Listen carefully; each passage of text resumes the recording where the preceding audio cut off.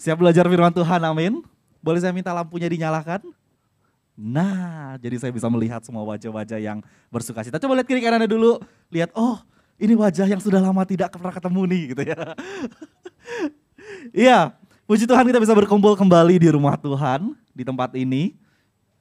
Saya menyapa Anda semua yang wajahnya luar biasa ya. Enak sekali kalau bisa melihat wajah-wajahnya langsung gitu ya. Karena biasanya kalau khotbah di live streaming atau di online, yang saya lihat cuma kamera sama tim production gitu ya. Tapi sekarang saya melihat wajah-wajah yang penuh sukacita. Amin.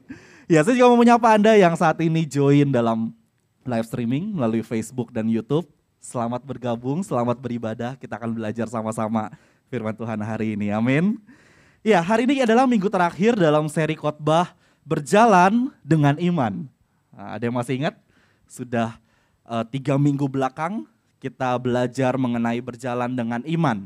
Di minggu ini kita juga akan mempersiapkan gitu ya. Ini minggu terakhir sebelum minggu depan kita akan memperingati Jumat Agung dan Paskah. Nah, kita akan belajar sama-sama gitu. Saya akan mengajak Anda semua juga untuk punya waktu pribadi selama seminggu ini dalam rangka kita memperingati Jumat Agung, kita memperingati apa yang sudah Tuhan Yesus lakukan buat setiap kita dalam karya penebusannya, dalam karya keselamatan yang Tuhan Yesus bawa, yang Tuhan Yesus berikan kepada setiap kita, amin. Iya, hari ini kita akan belajar sama-sama mengenai berjalan dengan iman meskipun hal buruk terjadi. Sama-sama boleh katakan dengan saya, berjalan dengan iman meskipun hal buruk terjadi. 2, 3. Berjalan dengan iman meskipun hal buruk terjadi. Ya, dalam beberapa minggu yang lalu kita sudah belajar sama-sama di minggu pertama tentang berjalan dengan iman ketika menghadapi masalah. Kemudian minggu kedua kita belajar berjalan dengan iman di tengah masalah hidup. Dan yang ketiga, berjalan dengan iman ketika ada keraguan. Hari ini kita belajar berjalan dengan iman meskipun hal buruk terjadi. Kayaknya kalau kita lihat judul-judulnya ini berat ya, gitu ya. Berat sekali gitu ya. Untuk berjalan dengan iman, tetapi subtopiknya adalah berbicara mengenai hal-hal yang tidak menyenangkan setiap kita. Saya percaya di sini nggak ada yang menyukai masalah, gitu ya. Oh, saya suka sekali masalah, pokoknya harus ada setiap hari, gitu ya. Nggak ada, gitu. Setiap kita pasti punya tantangan tersendiri dengan masalah, kita punya struggling sendiri dengan masalah-masalah kita. Betul ya? Dan hari ini kita akan belajar sama-sama again, gitu ya, berbicara mengenai berjalan dengan iman meskipun hal buruk terjadi. Ya, saya mau buka khotbah kita hari ini dengan satu pertanyaan yang mungkin Anda semua suka, gitu. Setiap kita suka. Ada yang sama dengan saya suka nonton film? Apapun itu ya, mau film di bioskop, mau film di TV, mau film di drama-drama atau sinetron. Ada yang suka? Boleh saya lihat tangannya yang suka nonton film? Wah, hampir banyak ya. Ada yang masih bingung film itu apa ya gitu. Oh enggak ya, enggak ada yang bingung ya film itu apa ya. Tapi kalau boleh jujur, di rumah saya nggak ada TV gitu ya. Di rumah saya nggak ada TV. Bukan karena kenapa-napa gitu ya, tapi karena memang saya nggak suka nonton TV lagi kayaknya sekarang gitu ya. Sekarang kita sudah punya handphone, sudah ada laptop gitu buat nonton TV. Akhirnya saya mutuskan udahlah kayaknya nggak usah ada TV di rumah, nanti juga nggak akan kepake gitu ya. Tapi saya tetap suka nonton film. Saya tetap suka nonton film di bioskop, saya suka nonton film di platform-platform digital gitu ya untuk kita nonton film. Nah, biasanya kalau kita nonton film, apa yang kita sukai? Kenapa kita suka nonton film? Ada yang bilang mungkin alur ceritanya ya. Oh, saya suka alur ceritanya nih. Bagus gitu ya. Atau genrenya sesuai dengan apa yang saya suka. Misalnya sci-fi atau horor. Ada yang suka nonton film horor atau genrenya kita suka gitu ya, romantis gitu ya, drama gitu. Atau kita suka aktornya. Wah, ini yang main adalah idola saya nih. Harus wajib nonton pokoknya. Gitu ya. Ada yang mungkin nonton karena mau melihat visual efeknya. Ini yang biasanya yang film-film sci-fi. Wah, ini bagus banget ini editannya gitu ya. Filmnya bagus banget ini. Apalagi biasa alasan kita menonton. Oh, ini rame di bioskop gitu ya. Jadi nggak tahu sih filmnya tentang apa tapi nonton aja lah gitu. Ada yang alasannya mungkin seperti itu gitu ya. Ada berbagai macam alasan yang bisa kita buat untuk kita nonton. Tetapi jarang sekali ada orang yang memperhatikan atau orang memilih untuk menonton film atau drama atau apapun itu dengan alasan penulis skripnya. Betul gak? Jarang banget kita tahu, bahkan kita nonton gitu satu film kita nggak tahu penulis skripnya siapa. Mungkin ada satu serial film yang cukup terkenal, Harry Potter, ada yang tahu ya? Dia terkenal penulisnya, J.K. Rowling. Tetapi gak banyak yang lain. Saya suka nonton film Marvel, gitu ya, Marvel, DC, superhero. Tapi saya nggak pernah memperhatikan siapa penulis skripnya. Yang saya tahu ya pencipta karakternya Stan Lee gitu ya. Tapi kita nggak pernah tahu siapa penulis skripnya. Pokoknya filmnya bagus aja. Kita nggak pernah perhatikan siapa penulis dari skrip film-film yang luar biasa. Padahal kalau kita tahu penulis skrip, mereka memiliki peran yang begitu penting dalam sebuah film. Tentu ya, kalau enggak kita nggak akan melihat alur cerita yang baik atau alur cerita yang menantang kita untuk kita nonton film tersebut. Mereka akan pikirkan dengan sangat serius bagaimana membuat alur cerita, bagaimana membuat narasi atau jalannya film tersebut bisa dinikmati oleh semua orang. Itu tugas si penulis skrip. Gak boleh tuh misalnya pakai bahasa-bahasa yang mungkin gak familiar untuk banyak orang. Itu tugas penulis skrip. Nah sekarang pertanyaan selanjutnya seperti ini. Jika kita, gitu ya, Anda dan saya menjadi seorang penulis skrip sebuah film, film seperti apa yang akan kita buat? Coba pikirkan ya. Kalau kita penulis skripnya nih, film seperti apa yang akan kita buat? Mungkin kita akan pikirkan film yang menyenangkan, film yang baik, dan mungkin kita jadi tokoh utamanya, jadi superhero-nya, gitu ya, yang paling hebat, ngelawan musuhnya, dalam sekejap musuhnya langsung musnah semuanya. Happy ending pokoknya filmnya. Mungkin itu yang akan terjadi kalau kita menjadi penulis skrip dari sebuah film, gitu ya. Tetapi sekarang saya mau bawa kita pikirkan hal ini, gitu ya. Bayangkan bahwa hidup kita ini seperti sebuah film. Seperti sebuah mungkin ya agak panjang lah, drama gitu ya, atau sinetron gitu ya. Hidup kita seperti sebuah film yang ada alur ceritanya. Film seperti apakah hidup kita? Jangan bilang film horor ya. Gitu ya. Oh, hidup saya semuanya horor semua pokoknya gitu ya. Jadi temanya adalah horor gitu. No, gitu ya. Skenario kehidupan seperti apa yang akan kita buat dalam hidup kita gitu ya. Kalau kita menjadi seorang penulis cerita. Kalau misalnya saya bisa mendapatkan kesempatan untuk menulis sebuah alur cerita kehidupan saya akan buat semuanya baik. Tidak ada masalah, gitu ya. Tidak ada musuh, tidak ada orang jahat, tidak ada orang yang julid sama kita, gitu ya. Kalau kita penulis dari skrip kehidupan kita atau skenario kehidupan kita. But this is the truth. Kita bukan penulis skenario dalam hidup kita. Sayangnya kita bukan penulis skenario dalam kehidupan kita. Saya mau sama-sama kita buka firman Tuhan dalam Mazmur 139 ayat yang ke-13. Mazmur 139 ayat yang ke-13, di screen juga ada, bisa kita lihat sama-sama, saya akan bacakan. Sebab engkaulah yang membentuk buah pinggangku, menenun aku dalam kandungan ibuku. Ternyata penulis skrip atau skenario kehidupan kita adalah siapa? Tuhan sendiri. Bahkan dari sebelum kita dilahirkan, Dia sudah membentuk buah pinggang kita, Dia sudah menenun kehidupan kita, Dia sudah merancangkan seluruhnya kehidupan kita. Tuhan adalah penulis skenario di hidup kita. Tapi ada satu hal lagi yang mau saya sampaikan. Sayangnya, tuh ya, kita nggak bisa melihat skenario tersebut.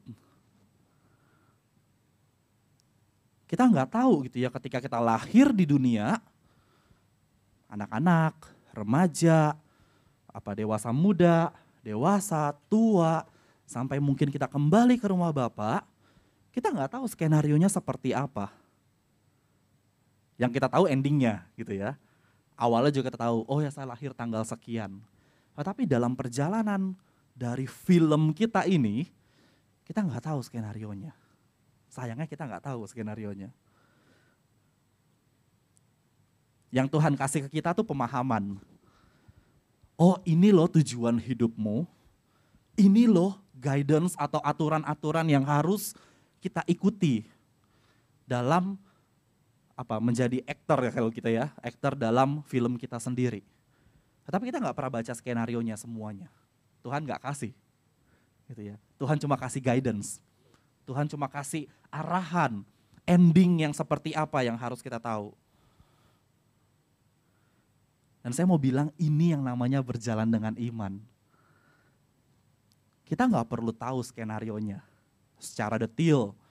Seperti besok Edward akan seperti ini. Dia akan makan siang dengan ini.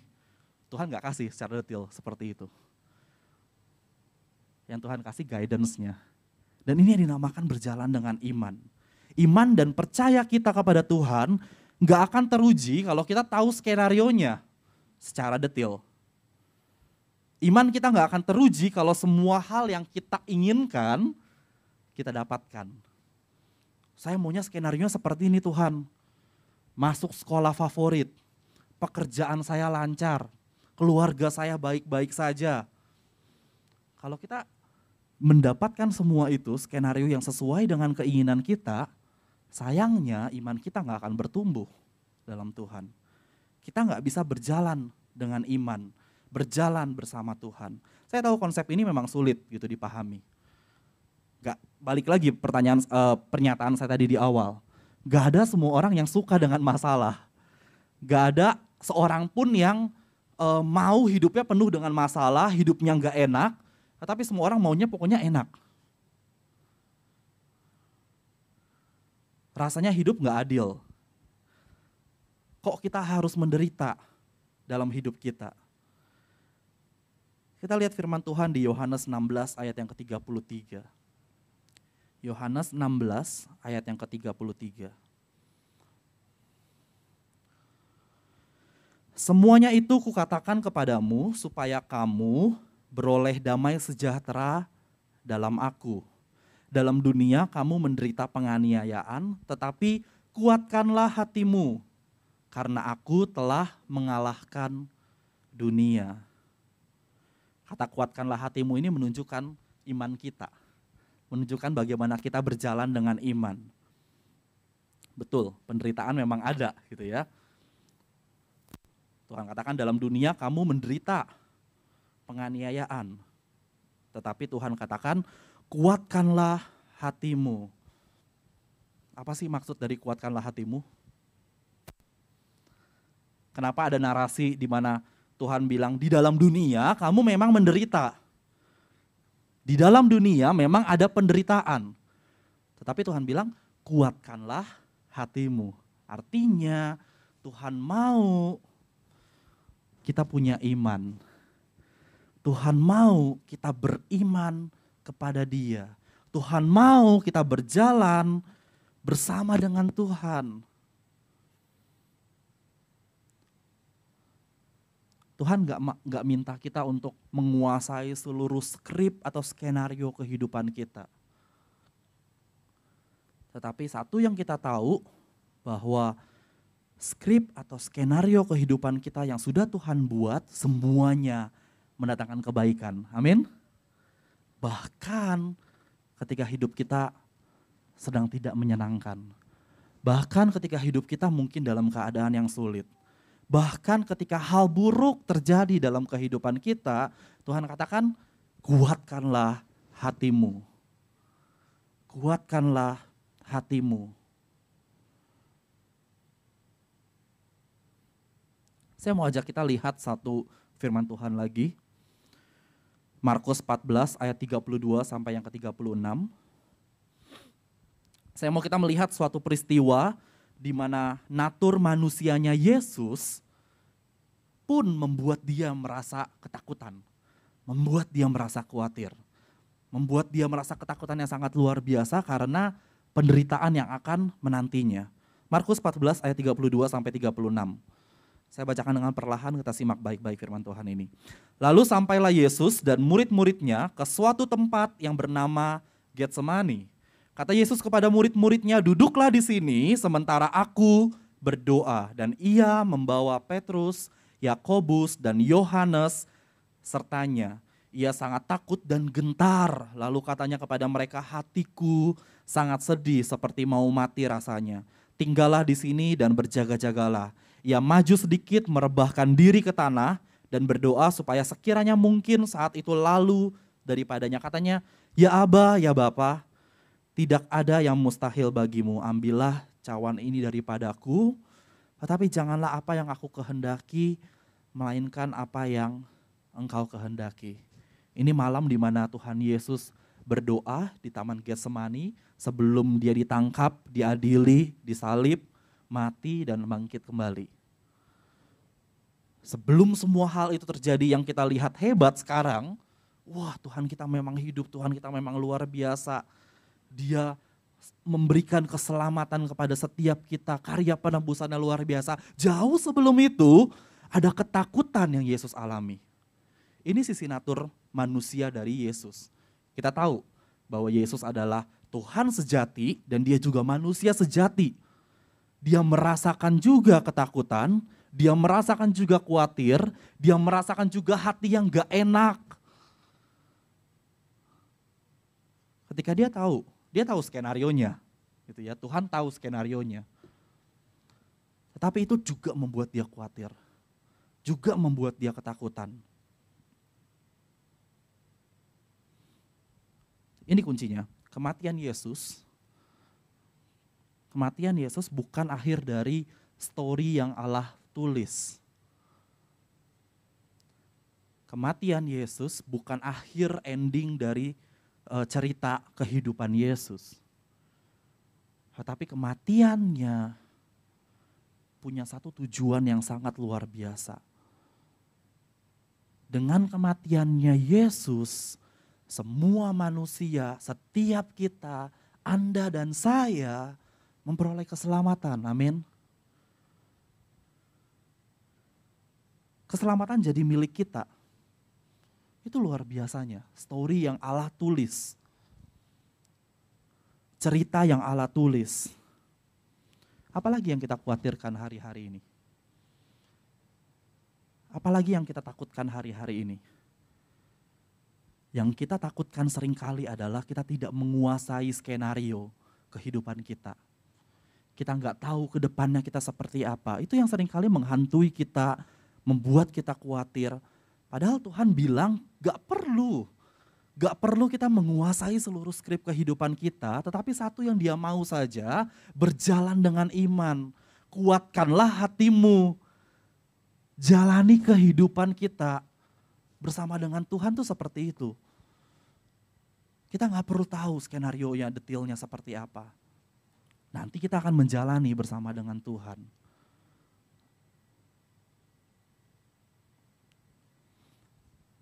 Saya mau minta pemain musik boleh maju ke depan dan tim singer. Saya akan bacakan satu ayat yang terakhir di 1 Petrus 4 ayat yang ke-13. 1 Petrus 4 ayat yang ke-13, sebaliknya bersukacitalah sesuai dengan bagian yang kamu dapat dalam penderitaan Kristus, supaya kamu juga boleh bergembira dan bersukacita pada waktu Ia menyatakan kemuliaannya. Tuhan gak pernah menjanjikan alur cerita yang terus-menerus menyenangkan, mungkin seperti film-film komedi. Bukan itu yang Tuhan janjikan kepada kita, tetapi Tuhan menjanjikan alur cerita yang membawa kita kepada kemuliaan. Amin. Tuhan menjanjikan kehidupan kita, ending kehidupan kita yang sangat luar biasa. Kita gak perlu khawatir dengan banyak hal. Kita gak perlu khawatir. Kita gak perlu takut. Kalau bahasa anak zaman sekarang, overthinking. Kita gak perlu overthinking. dengan hal-hal yang akan terjadi di kehidupan kita. Karena kita punya guidance-nya. Kita punya rule atau aturan seperti apa yang harus kita lakukan. Yaitu firman Tuhan. Pakai firman Tuhan menjadi pegangan kita untuk menjalani hidup. Pakai firman Tuhan untuk membuat kita mampu berjalan bersama dengan Tuhan, dengan iman kita. Saya mau undang kita berdiri sama-sama. Sebelum saya tutup, tadi pagi saya baca satu berita. Minggu lalu ada seorang anak muda yang memutuskan untuk mengakhiri hidupnya. Dia bunuh diri, tapi sebelum itu dia menulis banyak sekali surat. Ini agak beda gitu ya, karena kebanyakan orang yang bunuh diri nggak ada suratnya atau paling juga singkat. Tapi dia menulis dengan sangat detail, dia upload di Google Drive, jadi bisa dibaca oleh semua orang. Tulisan-tulisan dia. Baca itu sedih sih itu. Sedih gitu melihat apa yang harus dia alami, apa yang terjadi dalam kehidupan dia, apa yang membuat dia akhirnya memutuskan untuk mengakhiri hidupnya. Tetapi ada satu hal yang sebenarnya saya pelajari ketika saya melihat berita ini. Anak muda ini khawatir dengan skenario hidupnya sebenarnya. Dia khawatir dengan apa yang akan terjadi. Dia khawatir dengan, aduh kayaknya ini skripnya salah. Skrip kehidupan saya salah, saya harus mengakhiri skrip ini. Itu yang mungkin dia pikirkan. Itu yang membuat dia akhirnya mengakhiri hidupnya. Itu yang membuat dia akhirnya menutup skenario yang Tuhan sebenarnya sudah rencanakan dalam kehidupannya. Saya belajar banyak ketika memikirkan hal itu. Wah ternyata selama ini kita terlalu khawatir dengan skenarionya, terlalu khawatir dengan skripnya.